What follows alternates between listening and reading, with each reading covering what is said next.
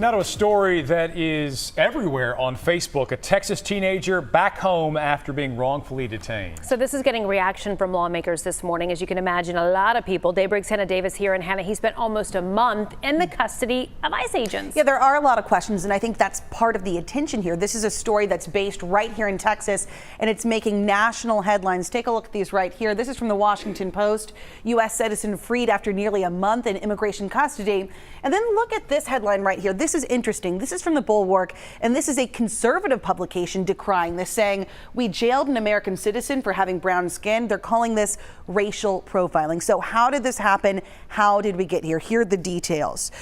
Francisco Galicia is an 18-year-old American citizen who authorities now say was born in Dallas at Parkland Hospital. He now lives in Edinburgh, and that's about an hour from the border. He was detained while he was on his way to North Texas for soccer tryouts at Ranger College. And this is how the mix-up appears to have happened. Attorneys say Francisco and his brother were stopped at a checkpoint. The brother, who was born in Mexico and is undocumented, was detained and he was deported. That may have sparked suspicions, but Francisco was able to present his Texas ID.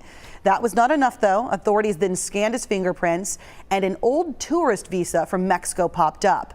But attorneys say that visa was incorrectly filed by his mom years ago, and they presented officials with Galicia's Texas ID, his birth certificate, school ID, and social security card. Still, they say he sat in detention for nearly a month, and that is what has so many people concerned. You go to social media, you're going to see a lot of questions about this case, but also an outcry saying this never should have gotten this far.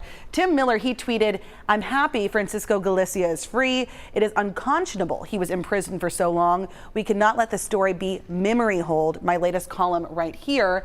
And then the next one is from Julian Castro. He says, as Trump stirs fear of immigrants to advance his racist agenda, the persecution of citizens of color is a dark, calculated outcome. A lot of people concerned about this.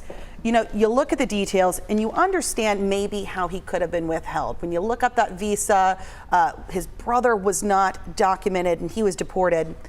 But what does not sit well with people is once he presented all that other identification, why did he still sit in the detention center? Yeah, we talked about that earlier, is that you had all of these other things in his favor, the couple of question marks that you just raised, and still it took a month for him to get out. And it's easy to see why people who maybe look like him as well and are here legally to say, hey, I could be next. Mm-hmm. So you're not getting any real answers, though, from the officials who kept him detained after seeing all the documentation. So that's the big question. Why was he there so long? Of course, a lot of media outlets have been asking what happened here. ICE, CBP, they have not responded as of yet. A month. Yeah. Yeah. Okay, thanks, Hannah. You're Appreciate welcome. it. Let's get over to